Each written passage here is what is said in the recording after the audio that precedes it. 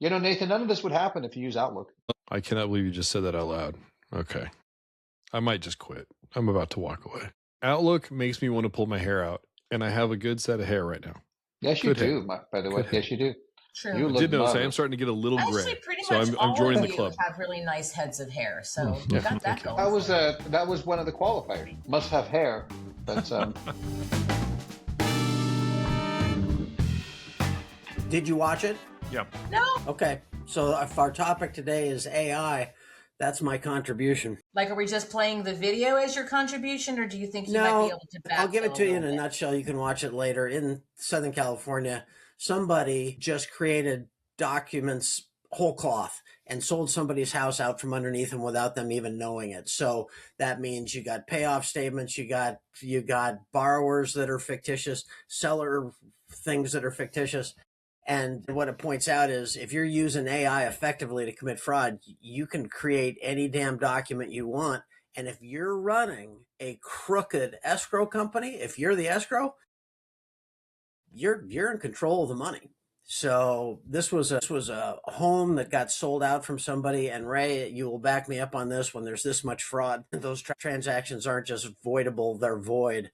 But you got to go into a court and prove that it's all fraud. You get your house back. You get your house. But AI is really going to facilitate this kind of wholesale. It's not just mortgage fraud. It's just let's create everything and fund a loan. So my question to my clients is, as a BSA guy, is what are you doing to catch this stuff? What are you doing to have stopped this? And I got to admit, after I watched this story, I'm a bit scratching my head. I'm not quite sure everything that should be done. Yeah, I think that's kind of part of our whole discussion today is, what could be, what should be, what is, because I don't think there's any one exact answer. And so it's this whole big, huge thing causing a tremendous amount of fear around it and then not doing anything when they should be doing something. So that's really where I thought we'd be able to take it. The conversation to is around all of those things. I'm having conversations every day with lenders about AI, right? It is just becoming a foundation in lending. And when I say that, I say it a little cheek and tongue because we're not necessarily building off of it. It's scattered. It's a wide conversation. And I don't think that everyone really knows how to go about it. But we've got to put some heightened potential on regulatory attention, possibly, right? Ethics, some bias testing, model transparency, governance. And so this is the exact right team, I think, to talk about some of those things. But really from my side of it, from a lender side of it, is what do I want to focus on in my particular shop that AI could potentially mitigate risk for me, right? And so I've got a cost component there, or can drive revenue. Because as a lender, if I'm not focused on those two things, I'm just going to say this out loud, you're doing it wrong, right? You're just doing it wrong. We've got to be able to increase our revenue responsibly, and we have to be able to mitigate the risks. And so one drives revenue, one's going to have a cost component to it. And so, most of the lenders that I'm talking with are like, okay, cool. So now what? What do I do? And I'm like, well, have you identified in your shop really where a pain point might be? And maybe it's just a simple process, right? You don't have to launch some company-wide AI initiative that impacts the entire ecostructure, right? You can silo out some individual components that can create efficiencies, which then allow for, potential revenues increases or less touches or things like that.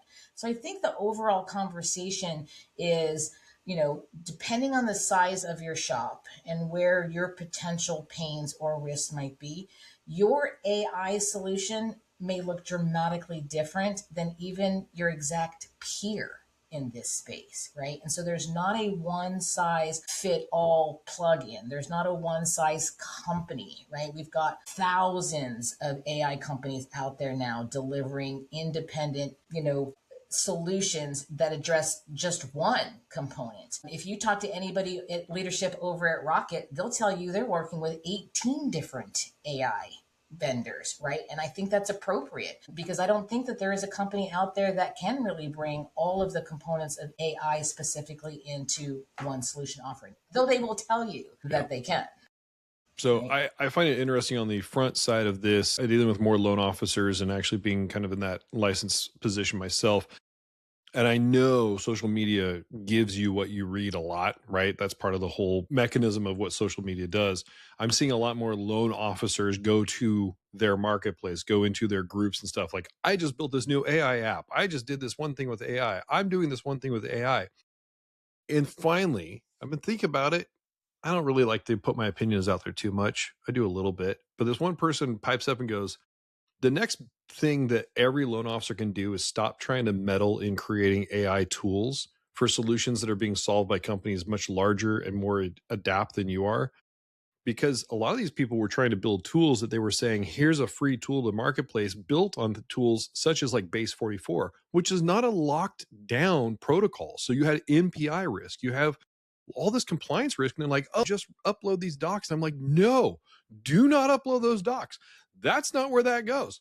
Do not touch those things. And this person posted said, look, the next best thing any loan officer, any thinking salesperson could do is spend the next 6 months not trying to build an AI solution for anything, but pick up the phone and call people.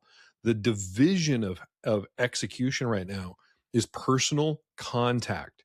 That is the next thing. AI is taking it away. We're getting faster, more efficient, but we're losing the humanity. And so he was like, start calling people. They're going to want to hear from you, not your AI bot. And, Let and me there was ask, just this let me ask a compliance risk question to to that. everybody. Yeah. AI can help you do a job better or faster. It can also give you knowledge about jobs you don't know about. It can be a source of knowledge, hopefully dependable. Give me 3, 4, 5 different things that you're seeing that lenders want to use AI for. What are you doing with AI? Are you making sure that your ads are compliant? I mean, give me 4 or 5 ways AI is being used. Yeah, so I have two primary ways that I have been using it with a couple of my lender partners. And one is what I refer to as a knowledge agent, right? And that knowledge agent allows a user to put in a scenario, for example, and almost get an immediate deal structure back, right? It's about 98%, accuracy. So, we're not really worried about hallucinations or giving, false information back on, does it qualify, does it not qualify. I love the knowledge agent because it substitutes on a deal scenario desk that humans traditionally have. And they got their 10 different guidelines open and they're all having to do stare and compare, or they've invested so much time that now that they know it, an agent can do a comparison across, an investor portfolio of products in seconds, versus, however long it takes a human. So I love the idea of substituting those types of things with AI agents. And then to your point, Bob, the task oriented things, right? And so processing is a really good example. The stare and compare that we have to do in processing from a lender's perspective, right? I've got my ID, I've got my application, I've got my purchase contract. An AI agent can review that in a second to make sure they're all the same person. Whereas now I'm opening up every single document, on my long size computer, on my other monitor, and having to make sure that those are cross-referenced. So those are two, I think, ideal ways that you could implement easily and have a very big impact with little to no compliance risk. I think, and I like seeing how we're introducing, and I think we have to. I think AI is going to be part of the future. It already is. It's not even our future. It's now. I get that. But I'm wondering if we're talking about this from this group, is that it's creating us to be a little bit lazy. So the question, for example, Dana, is, and I know you're not advocating one technology or other, how you do it, and we'll talk about some of the risks associated with it, but we get addicted to the response. And so if you're going to do a stare and compare and it comes back and says, oh, these are fine, how do we really know it's fine? Now, I know there's testing, and I would expect there's going to be testing. I know that from a risk perspective, we're going to tell everybody to make sure you test, retest, and always test to make sure the answer is correct. But you get addicted to, well, it sounds good, and you move along. We get this a lot, by the way, in legal and compliance all the time. We get a loan officer who's who, bless his heart, is explaining to me the nuanced issues of Section 8 of RESPA that apparently I never knew after 35 years of law practice. So, there are some things. I will tell you, for example, I was working on my car this weekend, and I was using AI to isolate what the issue was. Now, long story short, it rained out here. I have a convertible. Some water got in there, and some of my electrical is kind of freaking out, and I thought I could fix it myself. Use an AI for auto AI. And I believed everything it said. Now look here. I'm like, but there's no drain. I'm arguing, by the way. Remember the drunk uncle mentality I have with AI. It's like you start arguing, but it's not there. Like, oh, maybe it's not there. Like, you mean I took my tire off and all of this and couldn't you have told me sooner? Okay, fine. So I take apart the interior of my car and it's still like, oh, that's dry. That's not it. That part is not there. I'm arguing with it. Finally tells me, well, actually, the part you're looking for is under the driver's seat. After an hour and a half of tearing up my car, I almost pulled up my hair because I believed what it was telling me without really validating or getting another check. Because I kept following its lead and saying it's behind the seat and in the back seat and so on and so forth. When in fact, it finally said, just kidding, it's actually under the driver's seat. So in the meantime, and it's a small car, my body's aching. I'm throwing wrenches. Something I did in my teenage years. I'm pretty good at it. So, it kind of, I started getting addicted to the answer rather than question where it was when I couldn't find it. So I think that's something that we want to be careful. I appreciate that it's a tool, but do we feel, are we confident with the results, whatever they might be? So here's the thing. There is going to be no one solution that is ever going to be 100% perfect, right? To your point of, the mechanic, right? I would have called my dad and I would expect him to know the answer. But maybe he doesn't, and he doesn't really want to tell me that he doesn't. And so now I got to call, Uncle Tim because, he's got a different perspective. It's really the exact same thing, right? If we think back before we had this tool, how many people did we have to call to potentially get to the right answer? It was a process of filtering information. That's really, I think, the perspective that we should use with AI is it is never going to be 100% accurate. And I'm going to tell you right now, if you talk to an AI provider and they tell you it is, run and run fast because there is absolutely no way that they can guarantee 100% predictability in the responses that are giving. But to your point, Ray, we have become a society of instant everything, right? Groceries getting delivered now, where that was never, a possibility. They're coming to pick up my Tahoe on Thursday and take it to the dealership so I can get a recall. I don't even have to take my car to the dealership anymore, right?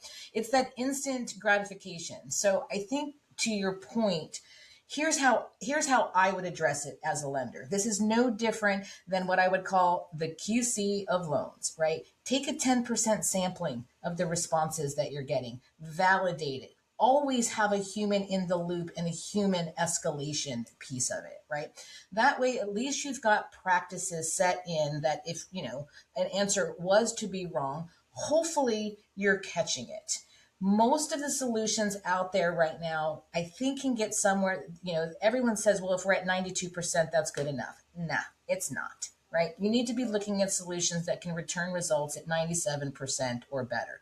Well, that 3%, that could be, man, you can have a big miss in there, right? And so again, I wouldn't use it to substitute things like, my 100% assurance that I'm going to pass my next regulatory audit. Yeah, I think I'm going to probably have some checks and balances in there to ensure that I'm hitting on all of the things that particular state agency wants and not just rely that, oh, yep, you're good.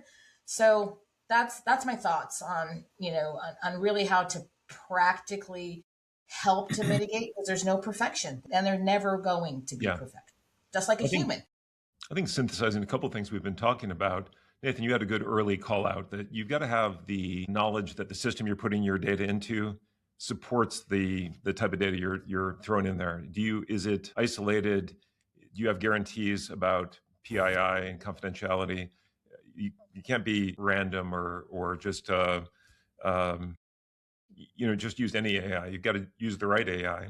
And then the human in the loop call out, Dana, is crucial. And I'll add to that the Polygon research perspective. You've got to add human in the loop is sort of the domain expertise that professionals bring, but you've got to ground it in data as well. And so that's sort of it's an industry that is rich with data. If you have access to tools that unlock the data, which is what we do, and gain an understanding of it, then you're in a better position to do the two things that you need to do, which is ensure factuality and consistency, which is kind of a different way of saying the same thing. The consistency is sort of that end-to-end factuality. It's a series of things that hold together, sort of like the QC process you were just calling out. It puts you in a much better position if you have not only the domain expertise, but also the data to validate what AI is telling you. AI is a reality, and it's only going to, they say today's AI is the worst AI we'll ever use. We got a big hint about where AI is going this week with OpenAI hiring the initial developer of OpenClaw. So this framework for autonomous agents. We'll see more and more agents, teams of agents doing more. We just throw tests to them, they run overnight, come back with answers continuously. So I think that Overton window is only going to be moving for people to be trusting AI more and more. So it's important that we get this foundation and this sort of triangulation right. Yeah, I completely agree, Greg. And it's I think the hardest part for everyone to get their hands around is exactly the statement you made.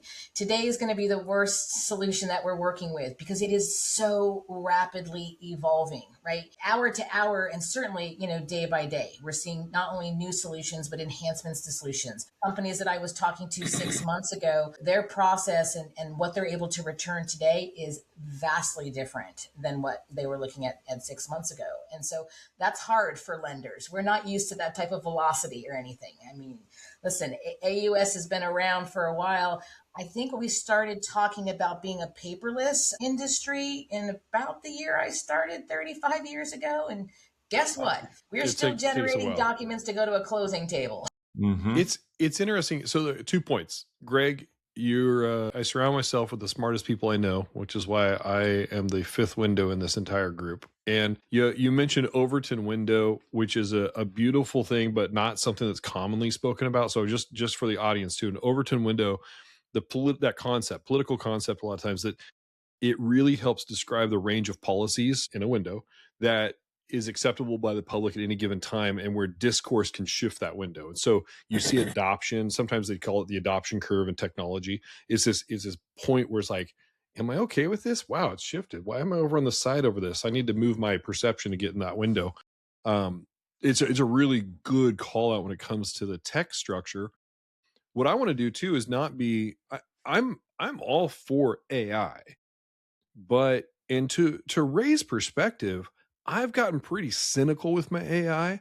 I ask it at least 5 times and then average the answers back to see if are we on the same plane, or if you're starting just to make up stories, I'm going to scratch it and go start another one, another thread and get out of it. Because you can only use it so long before it starts hallucinating within itself. It starts learning from itself. And you're like, okay, hold up, that's not right. But I also think that with the parameters, the more we learn about it, the more we use it, the more it learns from us. And yes, I just basically said it. The more that the training and growth happens, we will see more structured left, right, lateral limits placed and know how to place them. It has done some amazingly technical things for me, even in training compliance for the mortgage industry. I do not throw something in there and say, hey, write this for me, and then I present it as though it's mine. But it helps me organize my thoughts. And the more I use it, the more I actually take. So I record all this content.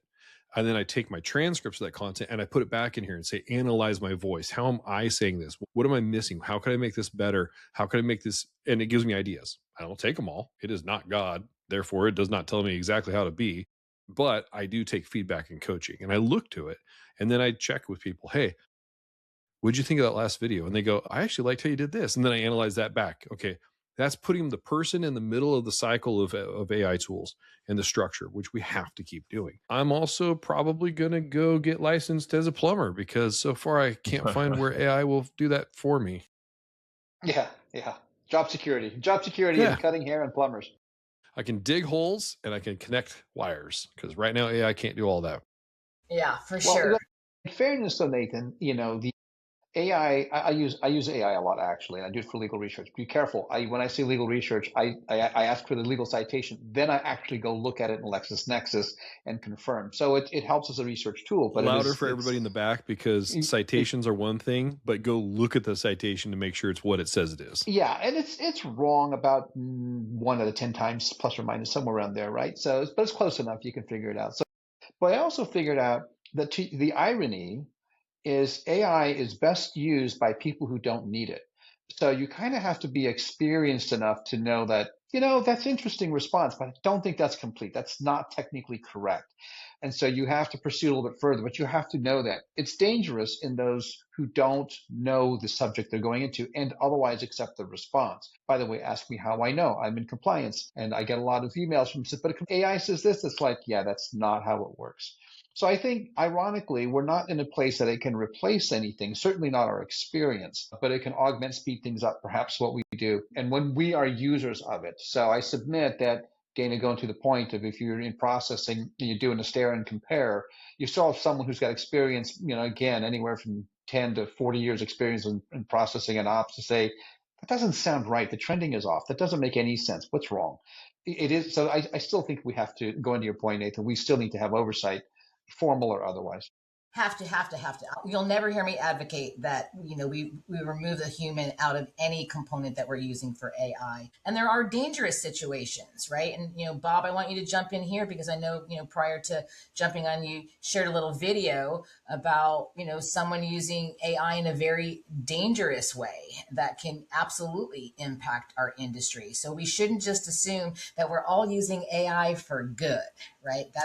We just know that that's not, it's unfortunate, but we all know that's not the case. I laugh. I remember back probably 20 years ago giving a speech in Chicago about cut and paste documents, and digital fake documents were coming into being.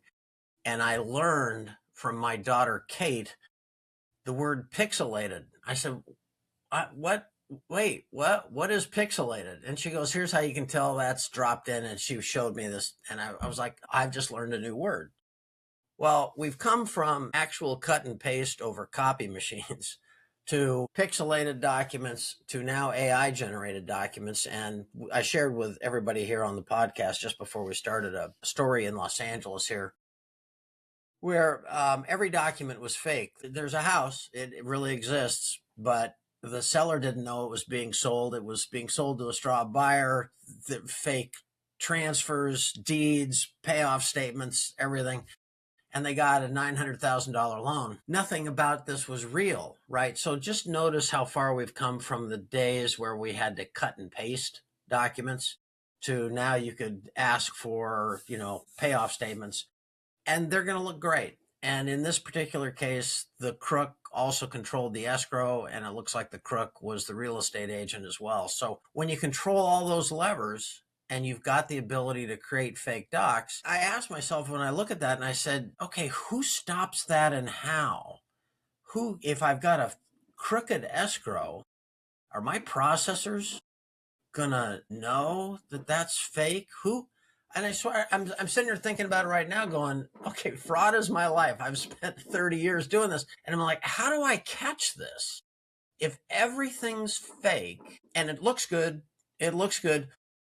and that lender funds $900,000, Ray, back me up here. That's what, fraud in the inducement, or if the whole transaction's a fraud, then it's not just voidable, it's void. So that lender is out 900 grand. Sorry, it's gone. And the seller gets their house back, But I said, seriously, it's like, okay, who stops this if everything in that is AI generated and fake? Yeah. So yeah, it helps us to market and comply, and it helps us to do all these things. But good God, when you put this tool in the hands of people who want to steal your money, it means we need to start thinking real hard about our KYC, who we're doing business with. I laugh. The story points out that even fake was the notary. And I'm like, why this world still uses notaries? When it was the 18th, and you had a frontier town and you got the local sheriff to, verify that It's the only Tom reason signed I the go deed into to a his house. bank, Bob. I get it. I get a notary. But my It's the God, only reason about I go to a 100 bank. years ago, didn't we pass the stage where a notary meant anything? I mean, Probably. notaries. What the hell are we doing with notaries? Yeah, Nathan, you're calling out banks. But everything was faked in these transactions.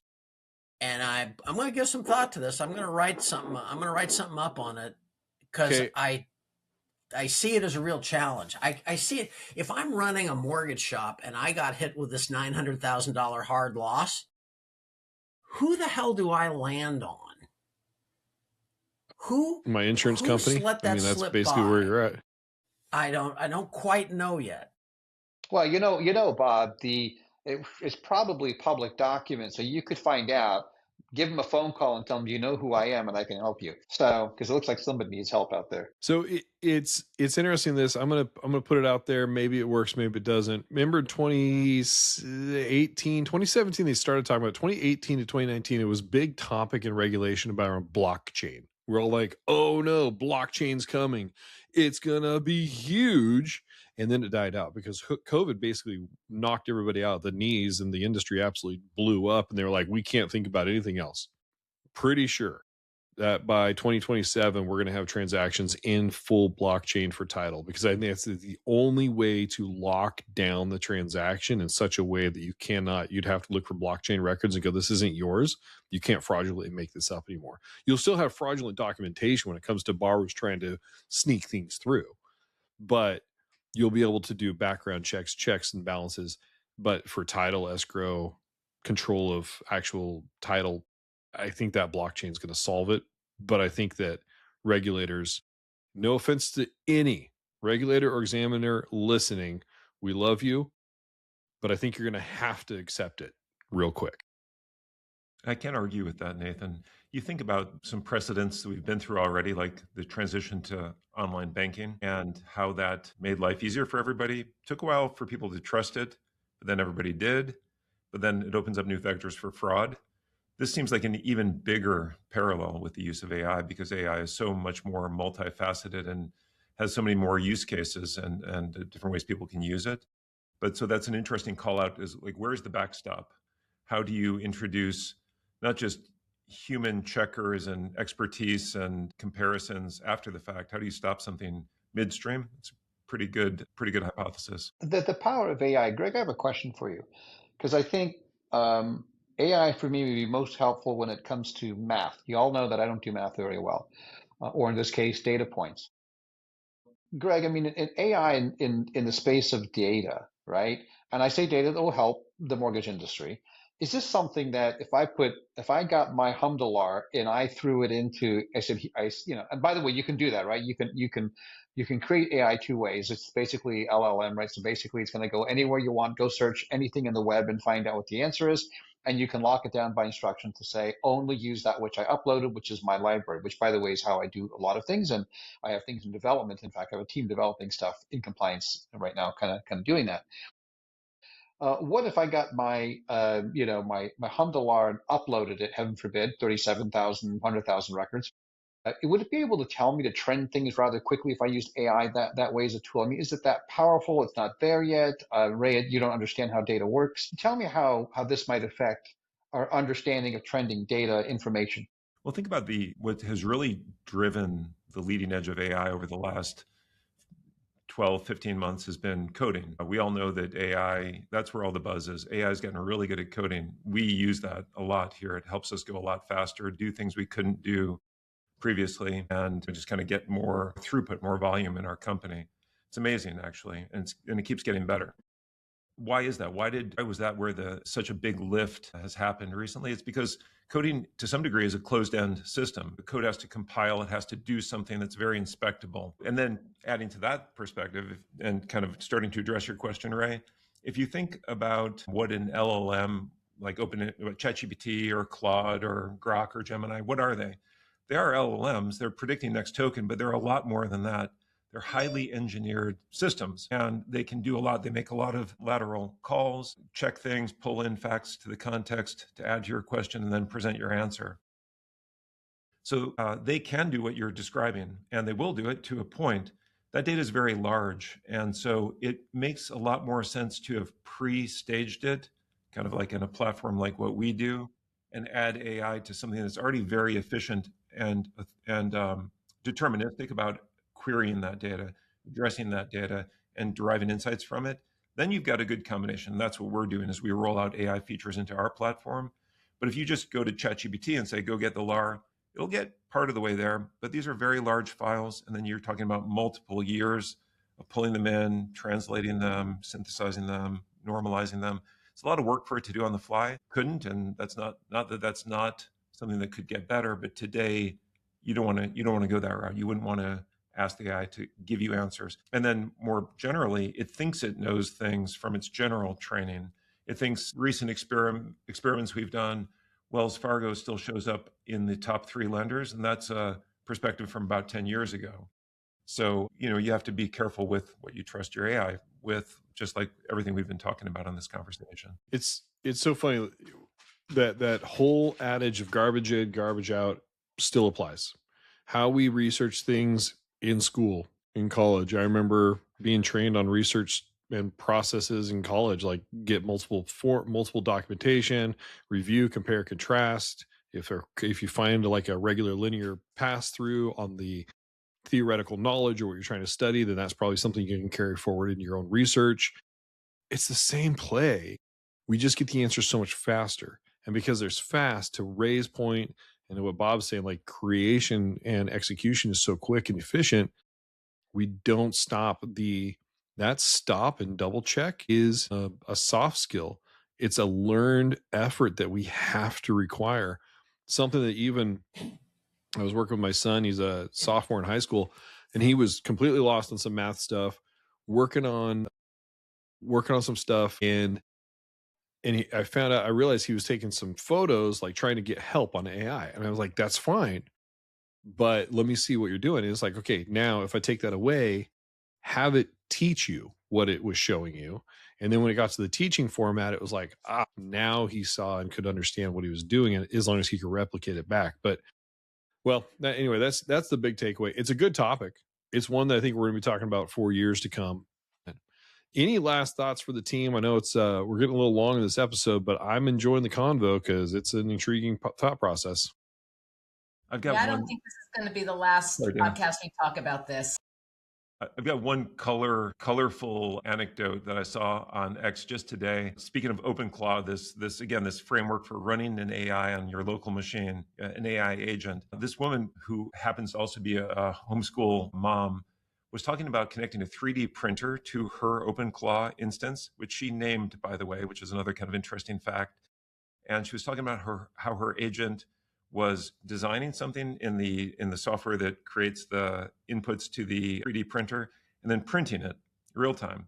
And I could not help but think about Skynet right there. That's Skynet right there, connecting it to the real world. So it's happening fast, and that's just a little bit of a color commentary on our conversation today.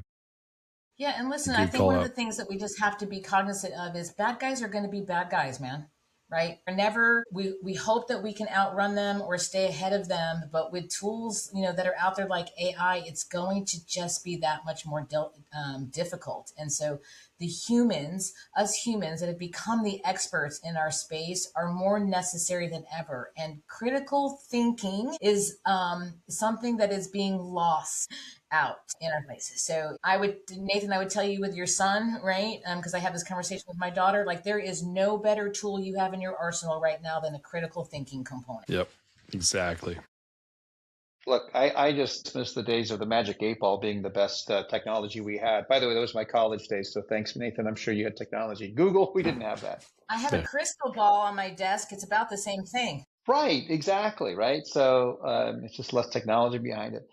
From my perspective, look, I think AI is going to be something that's going to be on the back end. I think AI itself as a term or a thing is going to be presumed in something else. So the solutions that, by the way, it's run by AI. In other words, AI is not the conversation. The tool is, and by the way, it's run by AI. I think it's going to get pretty mainstream, Main Street pretty quick. Insofar as what we do and how we keep doing things. The things we look at, and I guess a lot of people have concerns about technology or about the legal perspectives. I mean, there's always two things, right? Trust but verify. We talked about that. So when you run risk, trust but verify all the time. However you do that, trust but verify, which is why I'm involved. And then also, people wonder about the laws out there. And for the most part, the laws coming out there are basically maybe disclosing that AI is preparing a solution. And so people are aware. So make them aware that AI is the solution. Whether if you've got an agent, which is really an agent, loan officer agent, and it's an AI, you might want to tell them it's AI. And then the second part, is trust but verify. So make sure the decisions are correct, that they're not biased, so on and so forth. I mean, that's what we're seeing. It's just now moving forward and how we do things. Again, I think the magic 8-ball made me look smart before. Now I have to know ChatGPT and all these other things. So we'll see how it goes. There's a baseline comparison. Can we improve on the magic 8-ball? Never. Ask me again later. All right, Bob. Very well played, Dana. Well played. Any last takeaways there, Bob? Well, I don't know if I can combine all this AI fraud and crypto, I can rule the world. If Bob doesn't stop showing up for these podcasts, we won't know things, but there'll be signs. Like he's got a big yacht somewhere. There'll be signs. He'll be showing up. Do it with a red cape on, Bob. Bro at Daylight AML. Exactly. He's out of here. I love If you're it. going to rule the world, do it with a red cape on. Yes. Right? Be Yes. the hero in it and not the villain. I appreciate everybody's insights. Nobody wears capes, Dana. They're dangerous. Don't you learn anything from that? Yeah. The Incredibles proved to us that the capes are dangerous. All right. Well, that is it, ladies and gentlemen. Thank you for tuning in. I'm excited to come back in a couple of weeks with another episode. But until then, you'll catch us on the LinkedIns, the socials, the YouTubes, wherever you need us. We're there. Greg Olivan from Polygon Research, Dana Giorgio from Lending Luminary, Bob Simpson, Daylight AML, and Ray Steinscheffel for Loan Risk Advisors. And I'm Nathan with MLO Force. Thank you for being here. Thanks, y'all. Have a great day. See you guys. Thanks, everyone. Bye, guys. Thanks.